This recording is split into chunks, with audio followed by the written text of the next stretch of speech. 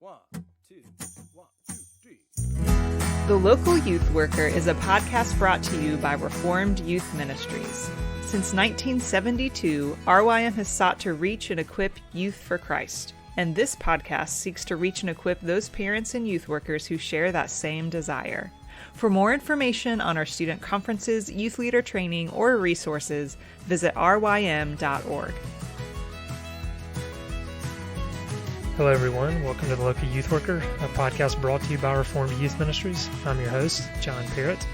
This is episode number 395, and Joe and Lynne Howard will be joining me in just a bit.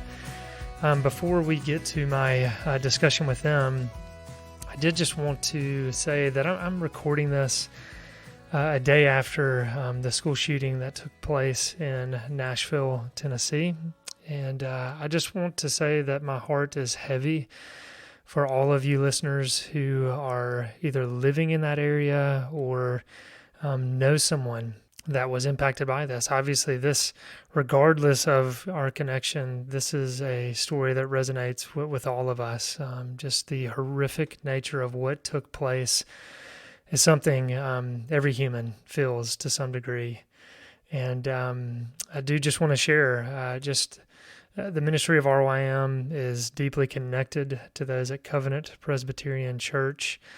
Oftentimes when we have our youth leader training event in Nashville, we have gone to worship at Covenant Pres.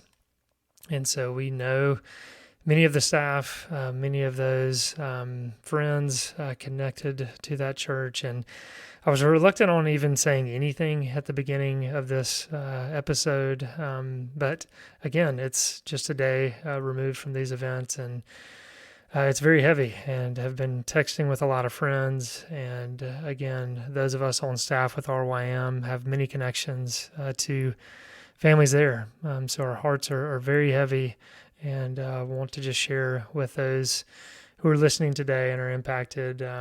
We are consistently praying for all of you, and we long for the return of King Jesus.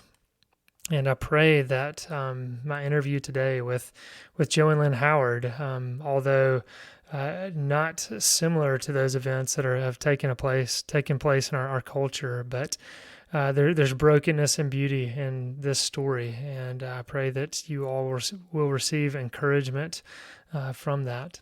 So for now, here are Lynne and Joe.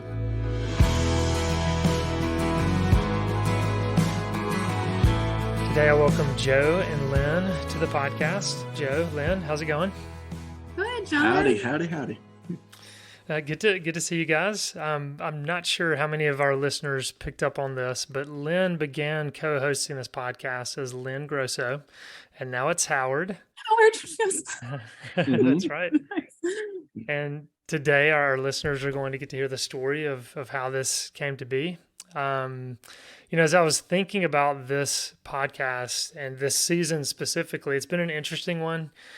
We took a little bit of a break in December and into January, and then we started to come back, and I typically try to have some kind of a schedule or outline put together, but it's taking a completely different direction than what I had planned. Last season, Tree Triolo came on and kicked off our stories of grace, and that's kind of been the theme of this season, really. Lynne, you were with me on that episode. That was the first one, episode 378.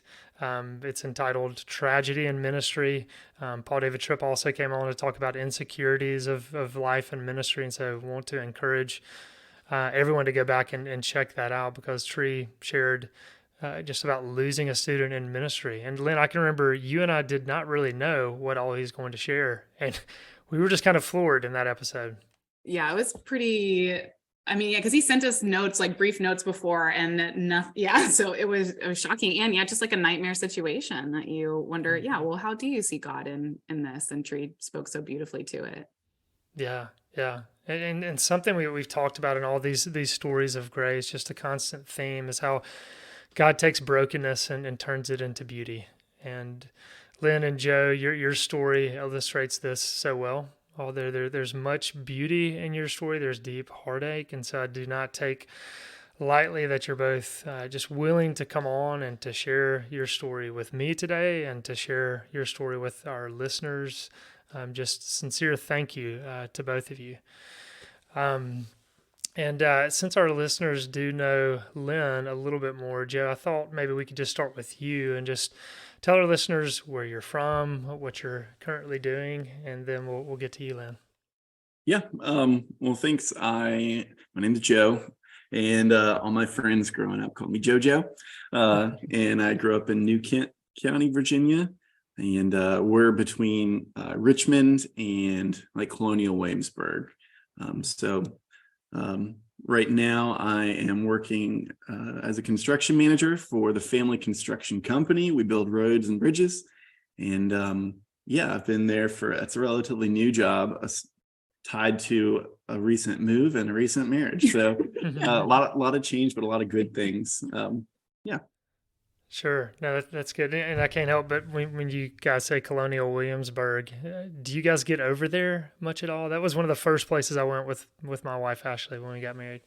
Oh, that's so fun. I actually, this is so silly and not important at all, but I was at a consignment shop earlier this week, and there was an old colonial uniform, like an old colonial outfit. Yeah. And I was thinking, like, can I get Joe to wear this around the house?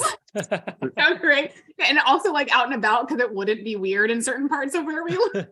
Yeah, you're always seeing period, actors walking around. So yeah, we go over there pretty frequently. More so in the winter months, just because it gets so busy during the warmer months. Same with like Busch Gardens and some of the other cool things around here. Yeah. But yeah, I don't have a three-pointed hat, a three-sided hat, but We're in the market. Yeah. Not yet, at least. Yeah. Maybe, Christmas, birthday, I don't know. Well, Lynne, why don't you just begin by telling our listeners how you and Joe met, how your stories overlapped, and we'll just kind of go from there. Great. Well, Joe and I met in 2006 as freshmen at college. I was at Longwood University in Farmville, and he went to the boys' all men's school. Sorry, all men's school, Hampton, Sydney, which was right down the street from us. And because both of the schools are quite small, we shared a lot of ministries. And Joe and I met in a Young Life ministry meeting. We were looking to be college leaders, and Joe was a college athlete. He played soccer in college, so he ended up being too busy and too much of a stud to do it. But the spirit wasn't leading me. We met there and became very easy friends. Like, we just had very natural chemistry. Him and two other of the guys from Hampton City, the four of us are still very good friends. We just naturally clicked. And nothing was ever romantic. Joe had always been with his high school sweetheart, Noelle, and which also made things kind of easy. She went to a different college, so she wasn't on campus, but Joe and I would like go to concerts together. I went to all his soccer games, and like other friends we had, they played soccer too. And we just ended up being in the same circles and being really good friends all throughout college, and then life afterwards, as he moved somewhere else and I moved somewhere else, and he and Noelle ended up getting married and having some kids, and just stayed in contact and stayed good friends the whole time. Joe's just one of those people who it's impossible to not like, unless you're just like, he's just too fantastic. Like, I can't like him, but I did. When we were friends, I remember watching him date Noelle. And then when we were still friends, I remember watching him be married to a Noelle and always thinking, like, because Joe was never an option, like, I want to be dated like Joe dates Noelle. Like, he does it so well. He always spoke so highly of her when she wasn't around or when she was around, he just pursued her so well. And I thought, gosh, what a standard for me as a female to have that would be so fantastic to be dated like Joe dates Noelle. And now look at you. And I still can't all the time. I'm like, I can't believe I married JoJo Howard. Like this. I can't share that anyway. So, oh man, that just tempts me when you say I can't share that. But well, go ahead. Okay, go ahead, no. This will help my girlfriends with modesty, right? Like, one of my best friends, Zachary, and Zachary sang at our wedding. Like, he's always also been a good friend. We were waiting for JoJo after one of his soccer games, and he had showered, and he came out in like a bathing suit. And I was like, oh my God, I have to look away. I have to look away because he's got a girlfriend. And now we live on the river. So now I'm just like, I can't believe I married that man. But anyway, so Thank yeah. you, love. Yeah. Hey, that's a good side note. No, like you said, yeah, helping women with modesty there. Yes, if he's got a girlfriend, look away. Dak likes to say the first look is fine, the second look will kill you. So Mhm. That's It's good. okay to notice somebody's attractive, but don't but don't looking linger. back and lingering, Yeah, that's There that'll you right. go. kill you. Yeah. That's But a good anyways, word for sure. there we go. Yeah. Youth ministry right there. But so we just stayed friends, and Joe and Noelle and their family were living up in Harrisonburg near JMU. But when they would come back down to the Williamsburg area, he would message me because I was still around and say, hey, we're visiting. His family lives down here. We're visiting. We'd love to see you. And so I would come out. So Noelle and I were friends, and I had met Liam before. Liam is our 8-year-old son, or Joe's 8-year-old son at the time. And yeah. And then when I got a text message from our friend Zachary about Noelle passing away, he was like, hey, I don't know if you heard, but Noelle died. And I was like, what is going on? I was living in Australia. I had come back, but Joe and I talked twice while I lived in Australia. We didn't talk very much, and we didn't really have contact after. Well, I guess if you want to pick up there with Noelle, yeah. I don't know if you know this or not, but when you have kids, you get a little busier. And I hate to be I've like heard that before. I don't. a Yeah. couple that drops off the map, when you get married or have kids, and that's just the season that we were in, I suppose. But yeah, Lynne, I remember meeting her and thinking like, man, just the most joy-filled smile I've ever seen in a person, and just being kind of, I just still remembered it etched in my memory of how pretty I thought you were. And once again thinking, buddy, you're not allowed to think that. Like, okay, well then let's just close that door. And but I remember, I do. Like, yeah, so Noelle and I enjoyed a very good relationship, high school sweethearts, and then we were married for a number of years, and we had Liam, who was a wonderful, healthy baby. And when we got pregnant the second time, the pregnancy just felt much different. And I've never carried a baby, but I hear that often it can be different the second time. It can be different each time, or the same. The human body is a complicated thing that God has given us. So the second time felt much different and had a lot more pain and whatnot. And so long story short, we found out that she had cancer, some type of Ewing sarcoma, which is cancer typically in kids in the bone. And the fact that she wasn't a kid and that it was manifesting and showing in like the form of soft tumors meant that like this doesn't even fit in the rare category of like this cancer, which is relatively rare. So just kind of like the 1 in a million, we don't know why this happened. So in that season, it was just a lot of prayer, a lot of going to chemotherapies, a lot of just a lot of treatment, a lot of medicine. And so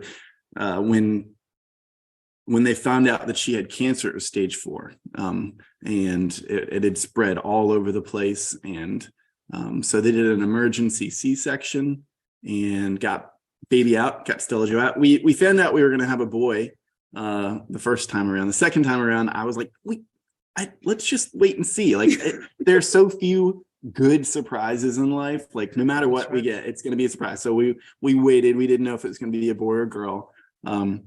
So when we met Stella Joe, I was like, it's a girl, and I'm terrified. This is a nightmare. But so having, like I said, I can speak to more about like being a caregiver and a spouse of someone who's gone through that and passed away.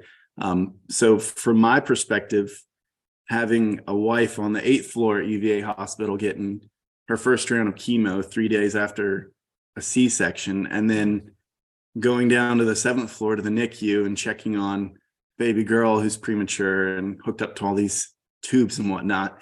That was very overwhelming, and my faith, it sounds silly, but like my faith really helped a lot in that instance. I knew who God was. I knew that God was good. And, my praying needs got lots of use in that season. I never questioned whether or not God was real or whether or not God was good, because he had already proven that to me through my relationship with him. And so God showed up in really cool, tangible ways, both in measurable ways, like in the here and now, and supernatural ways. I remember about a year in to the treatment, and the cancer was responding, and then it stopped responding, and just this roller coaster of emotions, and asking God, like, Lord, I've got nothing else to give. Like I've given all my time and energy, and I still have this just deep fear and this worry and this anxiety. So Jesus, can you just give me peace with this? Like, I know you're good, but it doesn't feel like in the here now, it doesn't feel like it. And when I prayed that, it felt like cool water just being poured over my head. I was going out for a walk. It was like 1 a.m. or something in the middle of the night.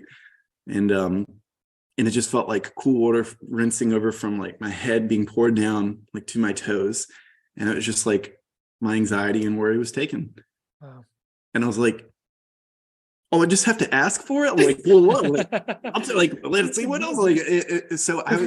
It doesn't, and I'd asked for things like that before, and it didn't really show up like that. So in ways like that, like God showed up and took our fear, I mean, I took it right back, within a week or two, like, sorry, Lord, you're not moving quickly enough.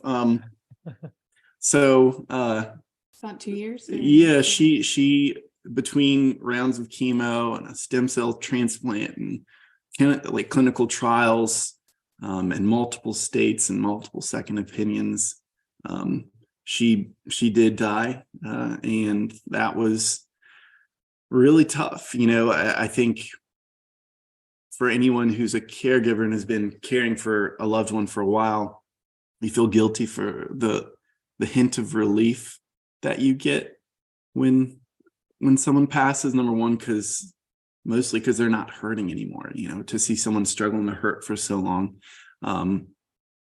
especially when you've given them your heart,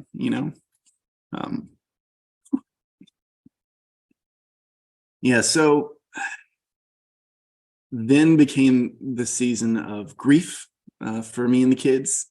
I think one of and this is another supernatural thing that I can't really explain. About six months before Noel got sick, God gave me a thirst for the word. I don't know if I've typically, my Bible and scripture reading comes and goes in seasons and in waves, and I wasn't in a season where I was particularly in the word. And about 6 months before she got sick, I just got a thirst for the word and just was in it every day and just couldn't get enough of it. And I remember thinking, this is great. Like I haven't read the Bible like this faithfully since college, and like, so, and I believe that, God was putting his word inside me, filling me up for what was coming. And I remember also, about 6 months, 4 to 6 months before Noel passed, the Spirit saying, like, I'm going to take her and you need to prepare yourself for that. And I think I rationalized that in my mind, saying that's just your fear speaking. Don't let Satan whisper to you, and like let him take your peace away from you. And so in certain ways, I feel like, I don't know if that would fall into the category of prophecy or God's grace or God's provision, but I've never felt abandoned by our God. If anything, I've felt cradled, and one of the things that is hard about that is, how can this God who cradles us, and shows up in such beautiful ways, but she still died, how do I make that fit in my category of like, and so the problem of pain in the world rears its ugly head, and in that season of grief, and I'm gonna get this has a better, it's not going to be this heartbreaking the whole time, but for that season of grief, I felt like I had a clenched fist towards God. I knew he was there. I knew he was good. And God, you didn't hold up your end of the deal. Like I did everything right. We did everything right. We prayed, we petitioned, we asked you. We didn't like lean on our own strength. And so I just felt like a kid balled up in the fetal position, and God was over there, and I just wanted to be alone and turn my back on him. Like, Lord, I know you're there. I don't want to talk to you right now. I hurt too much. You don't know what this is like. and in that dark space of grief is where that's where I felt the hand of Jesus, like in this metaphor on my back, and I was talking to Lynne about this recently, like in my faith journey, in my walk with God, like I've always felt connected with God the Father, but I never really felt like I knew Jesus at a personal level. Like I was always a little confused when they say, like, let Jesus into your heart. Is there like a little mini person like that is in me now? Or like, is that the spirit? Is it his spirit? I thought he was at the right hand of the Father now. Like, so there was always a little bit of confusion there. But I knew what he did, and I rested in my faith and what God has done through Jesus. But in that deepest, darkest grief was the first time I really knew Jesus personally in my heart. So I knew of Jesus in my head, but through that brokenness was when I started to know him in my heart. And that's honestly, I've been a Christian for most of my life. I'm 35 now, and I can say like my strong personal relationship with Christ started, in my early 30s, just a handful of years ago. Not necessarily my faith in God or my relationship with God, but as far as like a personal relationship with Jesus, and realizing that, he's a person. Mm-hmm. He's God, and he is unknowable in some senses, and ineffable and infinite and hard to wrap my mind around. But like, he has a personality, he has character traits that I can start to understand. And then as I'm seeing them, I see them reflected. And as I look around and I see beauty in his creation, or you, Lynne, like, it's just incredible. So, and I would explain it this way, like, our son knows not to touch that hot skillet, because I've told him, and he has the head knowledge, but until he touches it, like, and is burned, then he really knows, like, he's not going to touch that thing again. And so I knew about Jesus, and I knew what he did, and I knew that he was a suffering savior and king and friend, and but I knew it up in my head, and in my grief, like, he reached out and touched me and said, like, I know. I know. And so, yeah, so that's when, like, that's how Joe got to experience Jesus through all of that and build his relationship with that, which is amazing. And then being his friend, watching, trying to support him from afar, because we all did live so far away, but I remember hearing it. And then you, of course, like, you think, well, we have to do something, like, we got to send a meal, right? But like, we are like 5 hours away. I can't make Joe a meal. And so I remember getting on Facebook and messaging probably a dozen of our college friends and letting them know, like, hey, this happened. We can't like send Joe meals because we were all over the country, but we started a card train for him. And so somebody was assigned to sending him a card once every couple of weeks and just telling, whatever they wanted to do. And I had like told them the important dates, like this was their wedding date, this is Liam's birthday, you know, all that stuff. And so we were trying to support him from afar in that way. But then when he came home for a while and we got to talk and to hear him wrestle through this grief, like I remember we were on the river and he was talking to me and just like, Lynne, I just don't understand, you know, and in all of his anger and frustration, I just always remember thinking, leaving a conversation with Joe, thinking like he's angry, but he's facing towards God. He has not walked away. He's taking his anger to God in the right way. Like what a beautiful way to mourn this. I just thought Joe handled his grief and so much grief and to walk grieving children through that, right? Like Liam was 4 and Stella Joe was 18 months. Like she didn't, Stella Joe doesn't really have many mommy memories like what Liam does.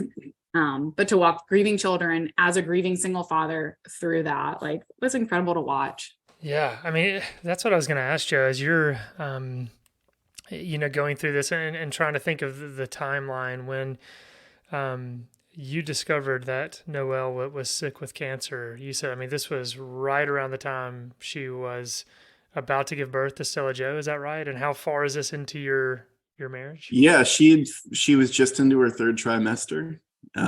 When they found that the cancer and her discomfort had gotten so much that it was raising eyebrows, like, well, this is probably a little more than usual. And I remember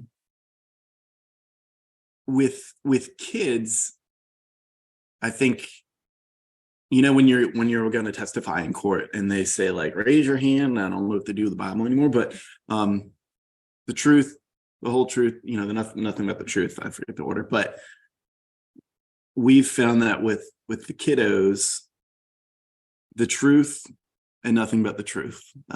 They don't necessarily need the whole truth, but I remember when Noelle came home after her first couple of rounds of chemo and we used like a Mr. Potato Head doll.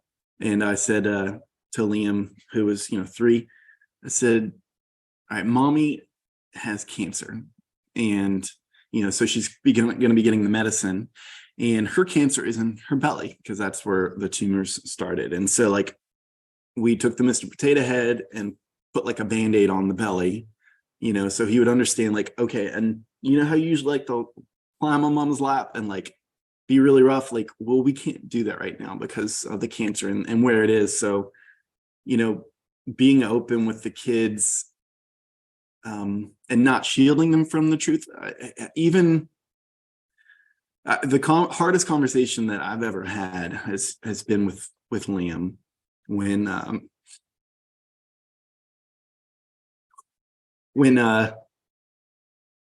it was pretty clear that Noelle was going to die, and explaining that to a 5-year-old kid.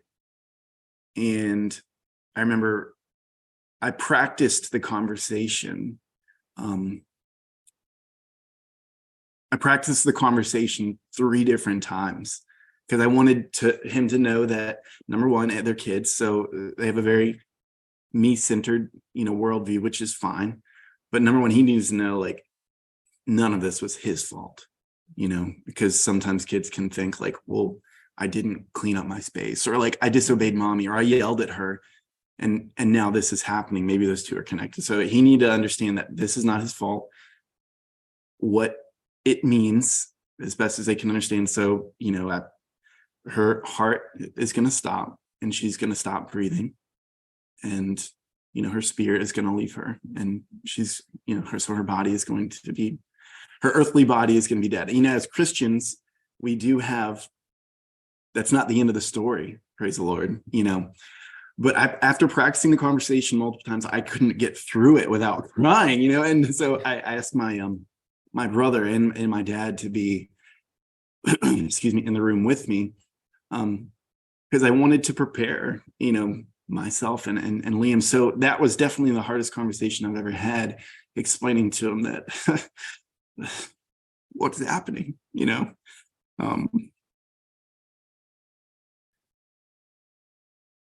However, and he broke down in my arms, which I broke down too, and we were able to share in that grief. I've probably cried more about Noel's passing with my son and my children than I have with anyone else.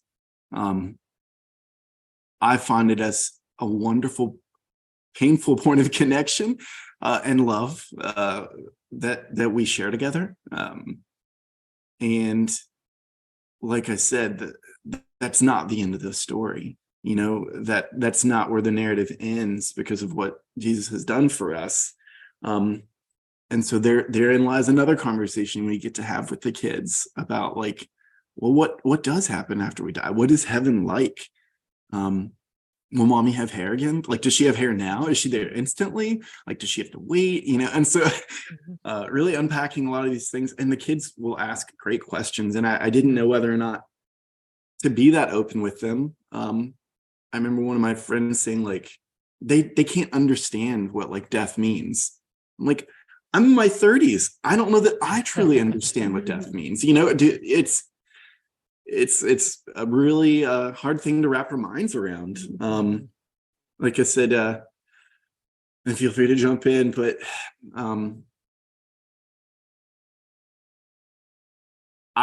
another thing as an aside, I did find that therapy was very helpful. I know as guys, we don't typically like to talk about things or show vulnerability.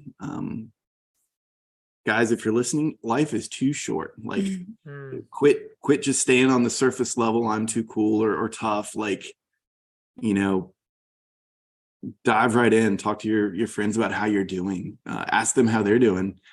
I found therapy to be very helpful. Noelle was treated at UVA, and they have a pretty good cancer treatment center there. And they have a very good therapy program for spouses or caregivers who've lost loved ones, through their cancer program. And I found that to be very helpful in a group setting. And then I also, about a year after that, sought out a Christian therapist for one-on-one for anywhere from 6 months to a year. And that was very fruitful and helpful also. And I really learned to not let my emotions push me around so much, but let them kind of serve as signposts to like what's going on in life. And I did that mostly, if I'm perfectly honest, for my kids.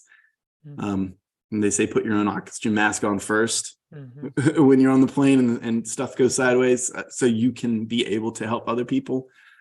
So as a caregiver, and as a single daddy penguin, I had to make sure that I was keeping. Okay. Yeah.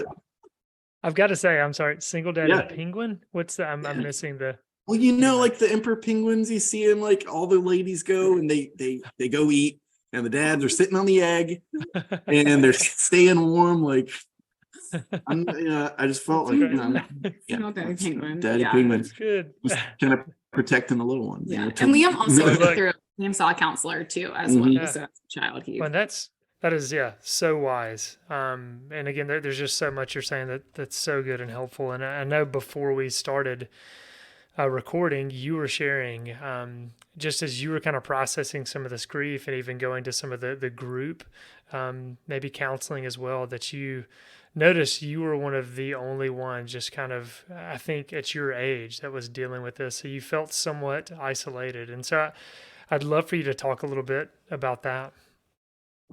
Yeah. Like I said, I remember going into group therapy the first time, and I'm in my early 30s, and the next youngest guy in there was probably in his mid 60s. Most people don't die of cancer young. It happens clearly, but so that was helpful in the sense that I realized that losing someone you love and who's close to you is a very human experience.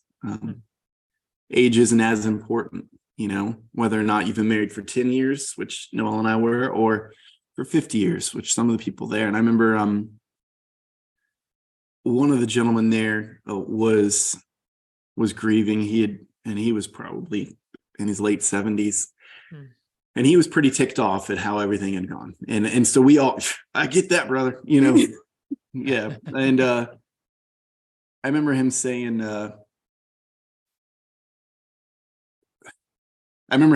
that he felt like he wasn't having suicidal thoughts, but he was in such pain that, if he were to die in his sleep today, he'd have been totally okay with it. And so there were certain aspects about that I could relate with, and then there were certain aspects that I couldn't. Some of the guys were just really at peace, and some of the ladies were at peace with the long marriage that they had with their spouse. They missed them and they were working through their grief, but they were like, well, I had a long life. I've done everything I want to do. And I was very bitter at hearing this. Like, I don't think you're supposed to do this. I'm like, I think you're full of crap. Like, I'm angry that, my wife was taken when I've got 2 small kids at home. What am I supposed to do? She was way better at parenting than I'm sitting here reading parenting books because I don't know the path forward. Like, how am I supposed to sift through this? And we did have a very supportive church family in that season, and we do now that we've moved to this side of the state. And both of their families, Noelle's family and Joe's family, has been very involved, and they are very helpful and wonderful and supportive, even still. Yeah, I do. I remember calling one of the chaplains at UVA's hospital who was connected with that group therapy, and I said, that was really helpful. I didn't see anyone else in here like, with my situation. And I hope that there aren't any situations like that. But if you do come across a young man who's lost his wife, please call me, or at least give my information to him. I'd love to make myself available just to talk or to cry or just to listen. And it's been 3.5 years, and I just did actually get my first phone call from that same chaplain. She said, "Hey, I'm so glad that we haven't had to talk to you. We did have a young man who he's got a 6-month-old, and wife was in a car accident, and he doesn't know what to do. And would you be willing to talk to him still?" I said, "Yeah, absolutely." And a kindness from God too, a way we've seen God is, my mom passed away 2 years ago, I guess now. And so my father's a widower, and he was just asking Joe last week, like, hey, what about like going places that you used to go together? Like, was that helpful for you or not helpful? So just seeing Joe minister to my father too now has been such a delight, and such a way for Joe to care for me and my whole family, which wouldn't have been the case, unfortunate that it is the case, but it's been such a kindness. And it's been it'll be 4 years next week with that Noelle's been gone. And Joe and his family moved back in the area. Yeah, we 2 years. Yeah, almost. And I remember, John, like seeing, I don't really get on social media much anymore. And I remember getting on Facebook, and we just moved back to New Kent. We have, like I said, we have a really strong family, and my folks live on the Pamunkey River, which feeds into the York, which feeds into the Chesapeake Bay, which feeds into the ocean. I like watersheds, so take that for what it's worth. So sexy. Yeah. And we had moved in with mom and dad.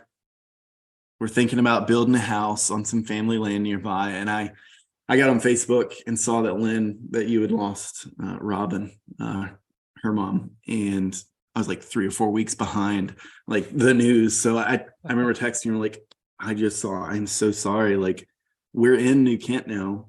And like, if you need it, like if you need a meal, if you need a car, like once the meal train has tapered off, like we're close. Like, so just let me know if you need anything. And she texted right back, like, can I come over? And it was like, okay, I don't think it was like that, but maybe. Okay. And it was like 7:00 on a Thursday night or something. And it's like, can I come over? Like, now? Like, sure. So she came over, and we talked till like the wee hours of the morning about life, and particularly in that conversation about grief, and what it's like to lose someone. And I remember thinking like, that was really nice. I like Lynne.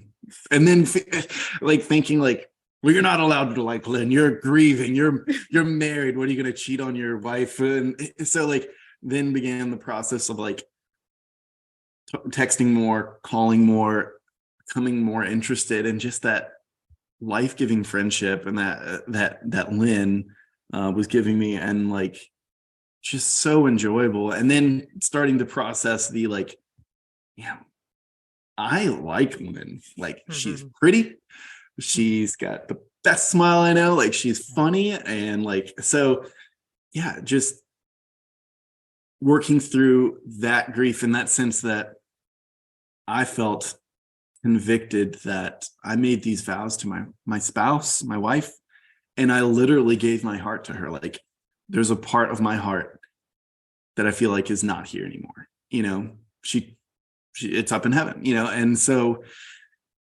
to feel attracted to Lynne, and to like, and to feel happy to be spending time with her, it felt like a fair dose of like survivor's guilt and then like shame, for like, I don't know. I felt like I was cheating on Noelle, and I'm not a cheater. No, I'm a loyal man. So like, I remember, we would get together for like mostly just to hang out with friends or with family. Like Lynne, like I said, Lynne's an old friend, so it wasn't anything like, yeah, I knew his family or anything. Yeah, like we were you so knew Noelle. Yeah, Like, like I was so comfortable with them, and so like hanging out wasn't weird for us. And I remember telling my friend Meredith, I was like, I'm going to Busch Gardens with JoJo Howard, and I don't like. He's just like the dream boy.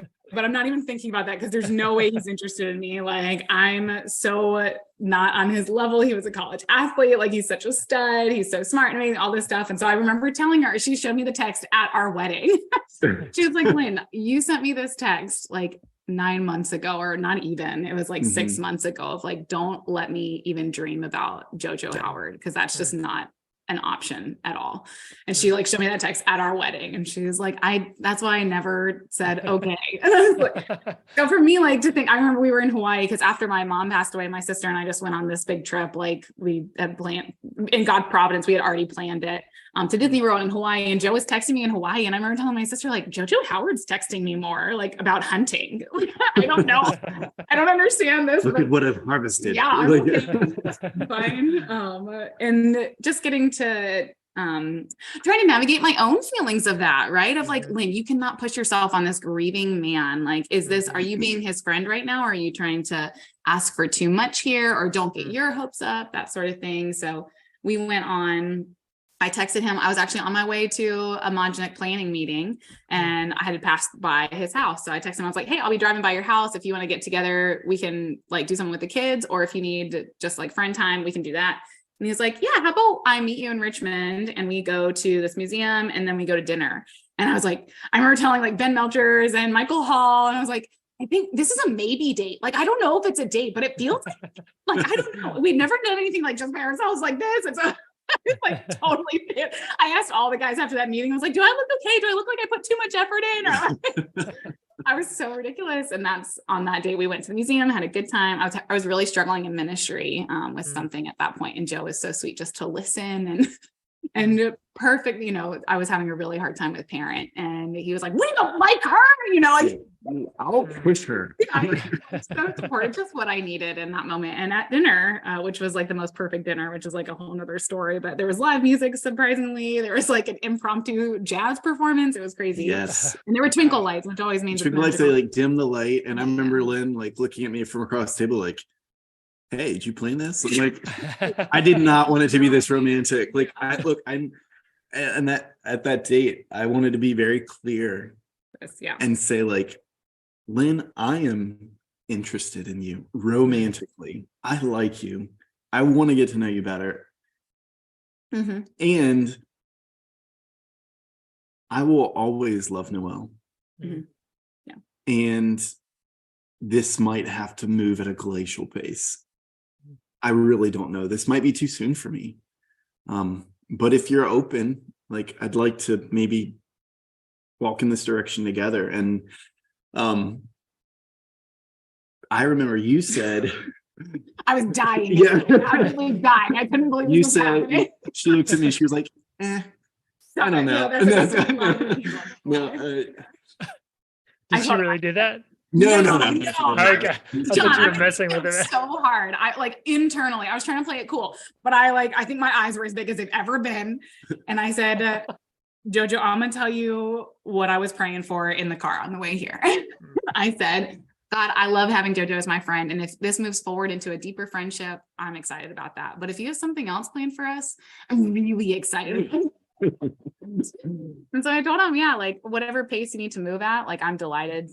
Whatever pace it needs to be, I'm delighted to do that. And we did talk about, like, I understand that Noelle will always be a part of your life. There will be we might get to a point that you'll have to decide where your loyalty lies, which was also helpful for me to have my father to talk to about that, of like, Dad, is this a fair expectation of dating a widower, that I say, like, you can't always be loyal to your first wife who's no longer here. And my father was very helpful in me understanding, Lynne, like, these things. And yeah, like your mom will always life is messy.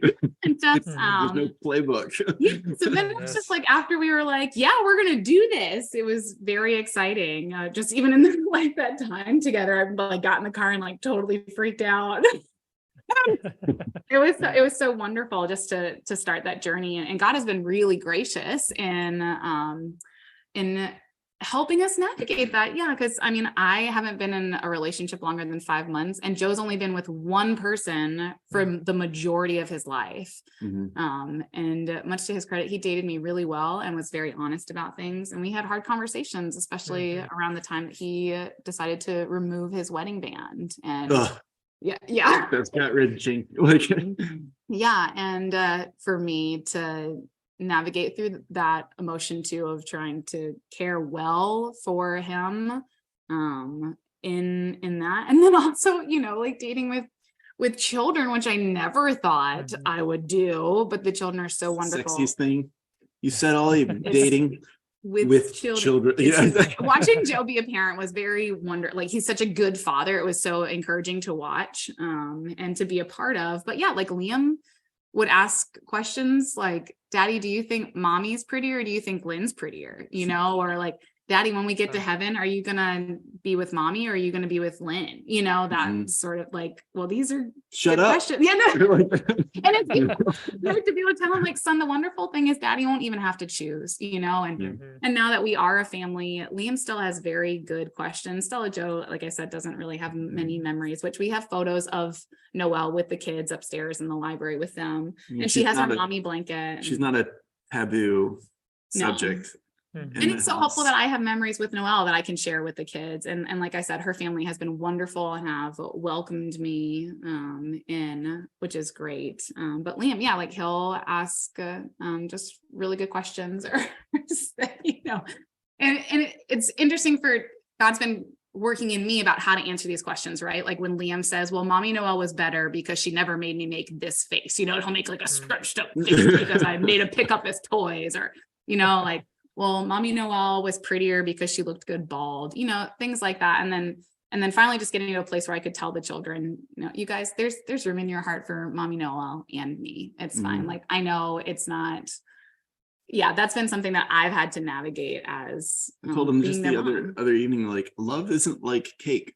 It's not like you have a set amount and you give a slice to this person and therefore there's less for this person.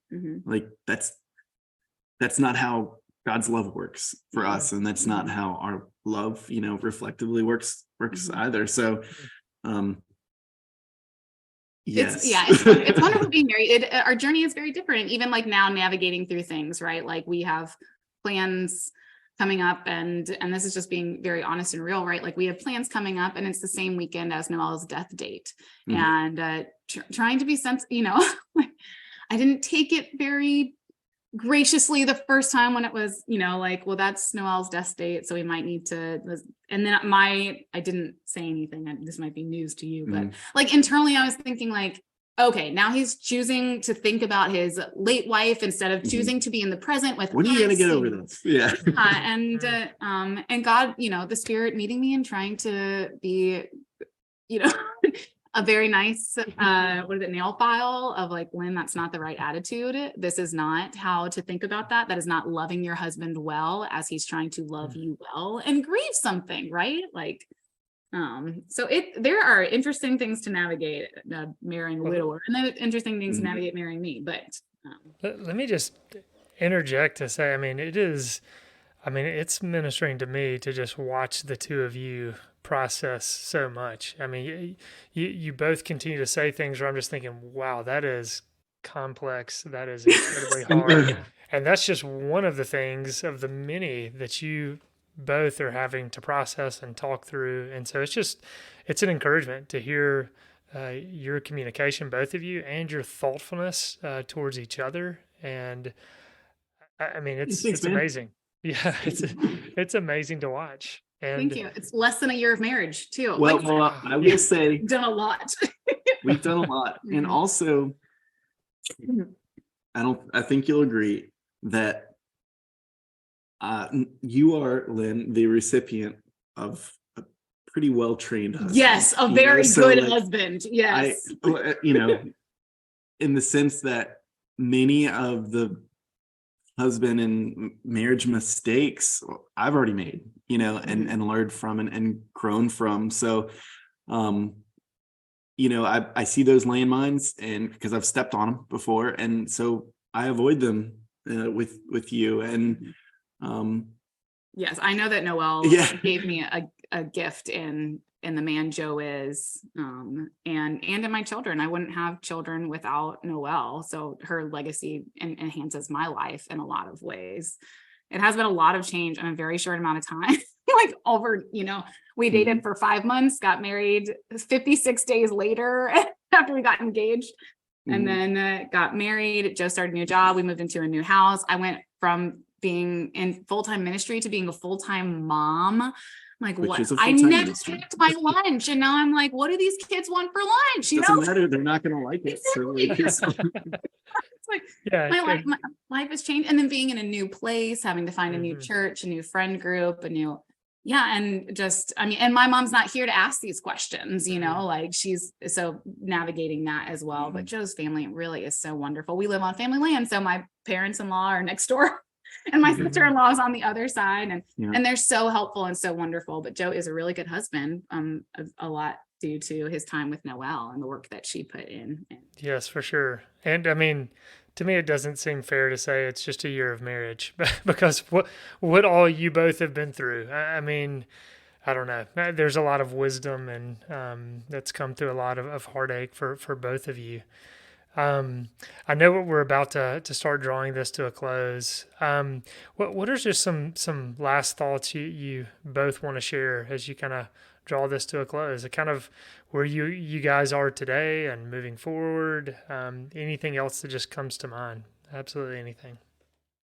I think for me, now being on this side of youth ministry, having youths in the ministry, I number one, appreciate my role in ministry a lot more than, like, I knew I had a dream job when I was the girl, or when I was the youth assistant director. I love my job. And giving it up was difficult, but that's what the Lord had for me.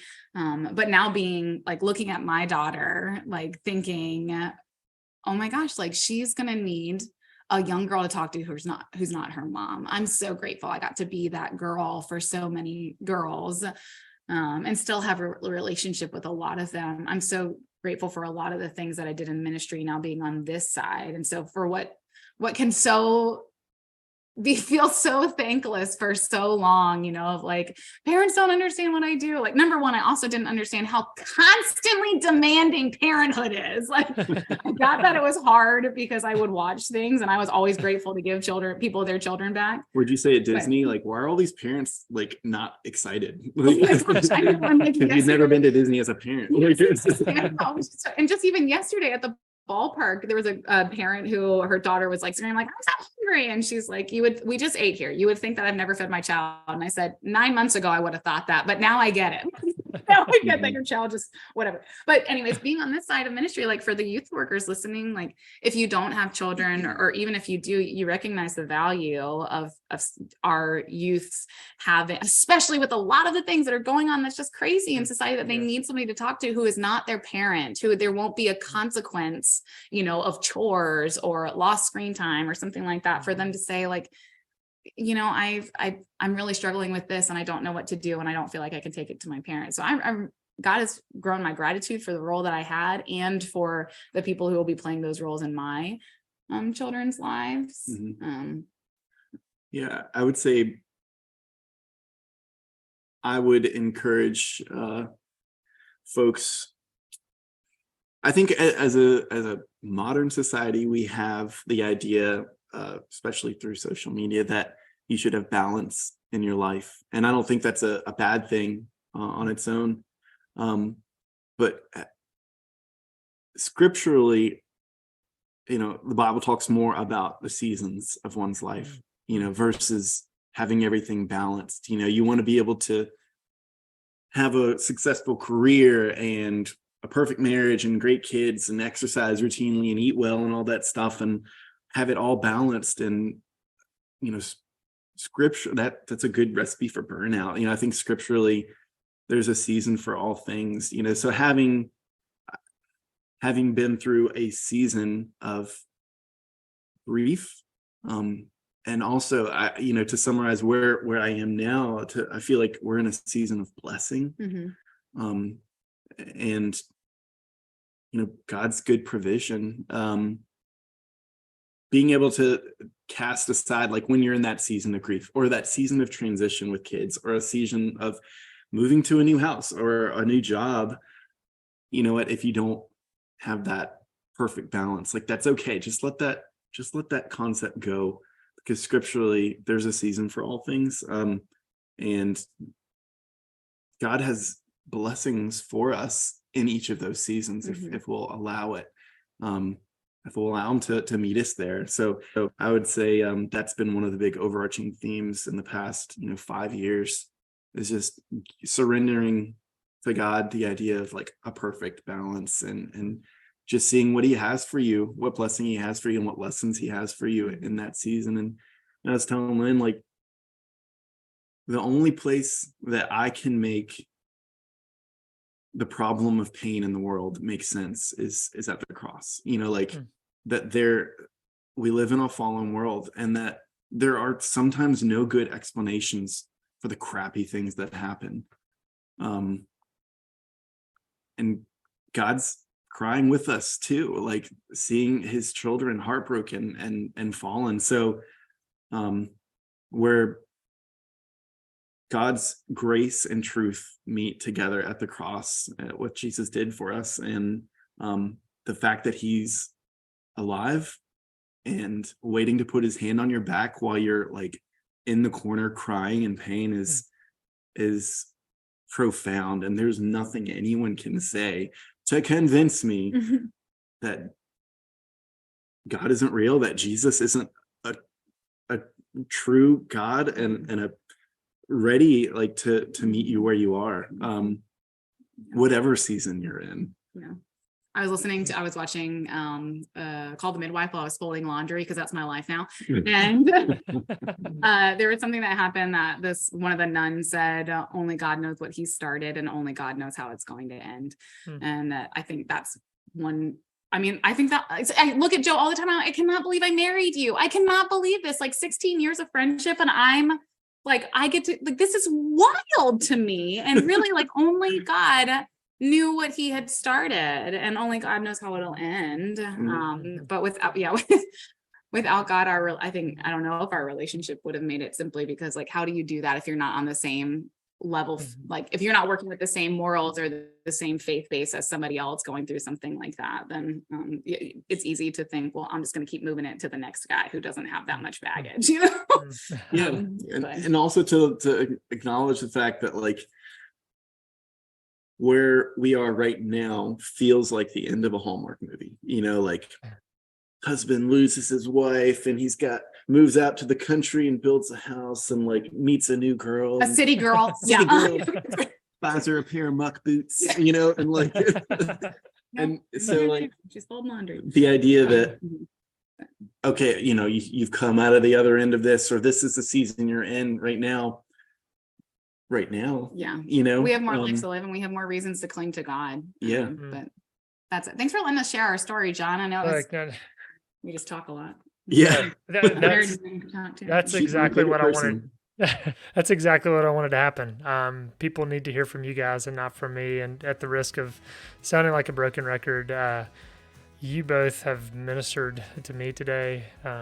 Really, really grateful that you took the time to share your story. And it's our prayer through this that others would be ministered to by your story. So, Joe, Lynn, thank you so much for your time today. Thanks, John. Thanks for having us. Oh, come and buy without money. Oh, come and feast without pay. For the King has opened his banquet hall to the beggar, the outcast,